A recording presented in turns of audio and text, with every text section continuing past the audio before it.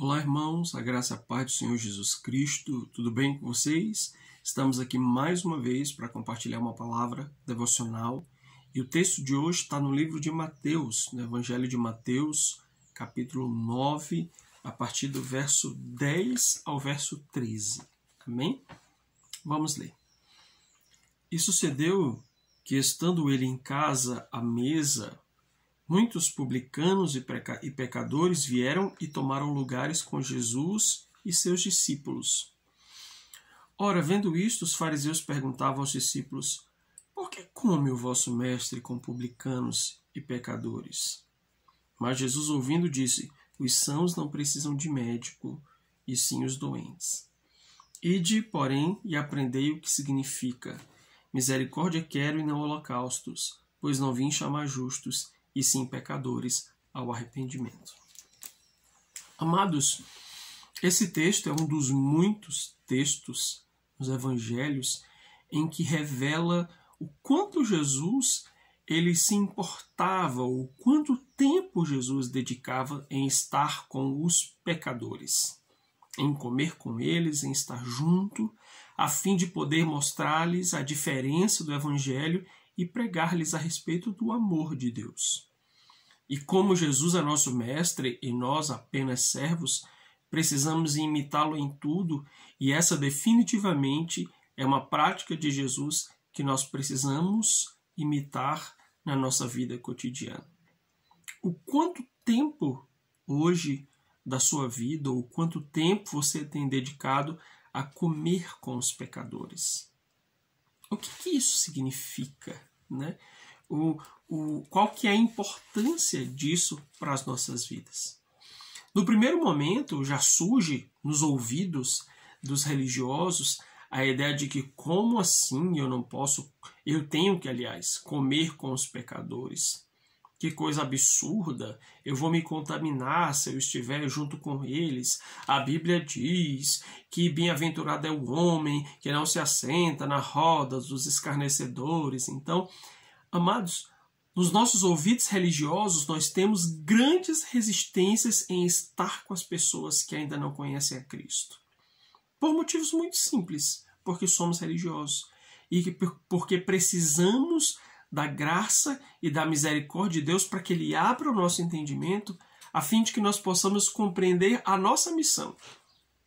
Jesus nos convocou para fazer discípulos, para ganhar pessoas, para expressar a elas o amor de Cristo, para levar os pecadores ao arrependimento. E como faremos isso se não nos aproximarmos dessas pessoas, se não dedicarmos tempo a elas? Eu quero começar o texto dizendo que ele estava em casa à mesa e os publicanos e pecadores vinham a sentar-se com ele. Olha que coisa interessante. Aquelas pessoas, elas tinham acesso a Jesus, elas podiam se aproximar dele, elas podiam comer com Jesus. E muitos de nós temos uma postura extremamente asséptica, porque acreditamos que não podemos manchar a nossa reputação ao sentar, ao comer com o pecador ou ao estar junto dele. Na realidade, queridos, essa é uma postura extremamente religiosa e da qual nós precisamos nos arrepender o mais rápido possível. Porque temos que ter consciência da nossa missão, que é chamar pecadores ao arrependimento. Esse é o propósito pelo qual somos discípulos de Cristo.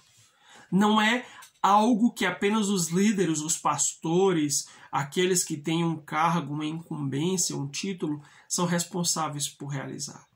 Mas todos nós que seguimos a Cristo, que um dia fomos alcançados pelo Evangelho, temos essa tarefa de pregar o Evangelho, de expressar o reino, de compartilhar o amor de Deus para as pessoas. Então, amados, eu listei aqui 3 coisas extremamente importantes e nós precisamos ter na mente se queremos cumprir essa nossa missão, e essa missão a qual Jesus se dedicou de uma maneira tão intensa, tão viva nos seus dias do ministério aqui na Terra. A primeira coisa que é necessário nos aproximarmos para nos conectarmos dos pecadores. E aqui nós já quebramos todos os jargões, todos os preconceitos religiosos, entendendo que é impossível expressar a Cristo de longe para as pessoas. É impossível expressar o amor de Deus, sua graça, seu poder de longe. O pecador lá no canto dele e eu aqui no meu canto, asséptico, incontaminável, como se ao ter contato com essas pessoas, elas pudessem manchar a minha reputação e a minha história. Então, é necessário nos aproximarmos para nos conectarmos, porque não dá para pregar Jesus de longe. Quantas pessoas, amados, depois que aceitaram a Cristo, depois que começaram a frequentar a igreja, elas simplesmente cortaram todos os relacionamentos com a sua família, com os seus amigos do mundo, porque essas pessoas, elas são ímpias e a partir de hoje eu sou crente. E olha que interessante. Isso tem muito mais a ver com o medo que nós temos da influência que essas pessoas possam exercer sobre nós. Só que tem um problema. Se nós temos um ímpio exercendo influência sobre a minha vida, tem alguma coisa muito errada comigo, com o evangelho que eu sirvo, com a palavra que eu tenho dito, que tenho vivido e que tenho seguido. Então, amados, nós precisamos nos conectar, nos aproximar das pessoas para nos conectarmos a elas, a fim de que Cristo seja pregado de perto. Em segundo lugar, é necessário conviver para testemunhar. Isso é interessante. Porque as pessoas, elas só conseguem ver o que Deus faz nas nossas vidas, ou o que Deus fez na nossa história, a partir do momento que elas convivem com a gente. Ou seja, é muito mais fácil eu falar do que Deus fez na minha vida de longe, porque as pessoas não estão vendo. Porque aquelas que convivem comigo diariamente, elas estão observando a palavra vivida na minha história. Ou seja, conviver com as pessoas me desafia a viver o evangelho de uma maneira íntegra e não ser apenas aquele pregador de bafo de boca. Essa é a ideia. Nós precisamos conviver para testemunhar. As pessoas vão enxergar o que Deus fez ali no dia a dia, no contato conosco. Pense um pouco. As pessoas que convivem com você, elas veem o que Deus fez. Elas estão enxergando o seu testemunho na prática. Ou o seu testemunho é apenas um testemunho religioso. Então, amados, aquelas pessoas que estão conosco ali no nosso trabalho, aqueles irmãos que nós temos que não conhecem a Jesus, os pais, os familiares, as pessoas do nosso convívio que não conhecem a Cristo, elas vão ver na prática aquilo que Deus fez na sua e na minha vida à medida que nós convivemos com elas. Porque assim elas verão a diferença. Assim elas verão a real diferença daquilo que o Senhor pode fazer na nossa história. E em terceiro lugar, é necessário amar para pregar. É necessário amar para pregar. Porque a única maneira de pregar o evangelho de maneira eficaz é em amor. Amados, não se prega o evangelho empurrando goela abaixo nas pessoas, dizendo a verdade sem nenhum pudor, dizendo a verdade de maneira grosseira, dizendo a verdade de maneira invasiva para as pessoas. Mas nós precisamos expressar o amor de Deus. E isso é interessante, porque Jesus, ele sempre falou a verdade para as pessoas. Ele sempre falou aquilo que as pessoas precisavam ouvir. Ele nunca negociou a pregação do evangelho. Mas ele sempre amou. Esse é o nosso maior desafio. Temos que amar as pessoas ao nosso entorno.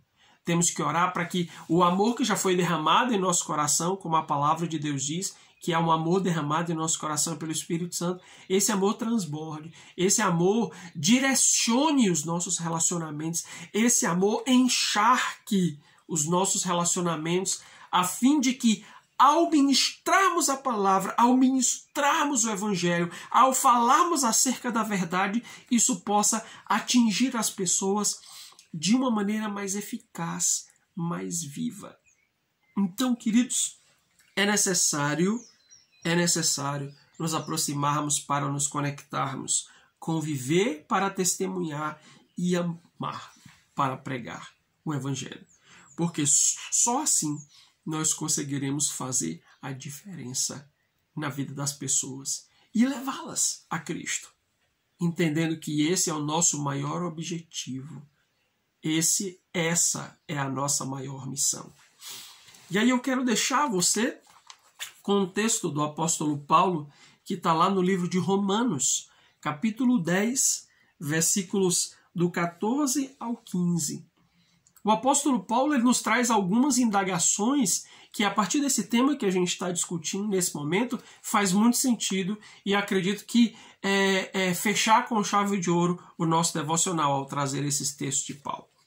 Romanos 10, 14 e 15 diz assim: Como, porém, invocarão aquele em quem não creram? E como crerão naquele de quem nada ouviram?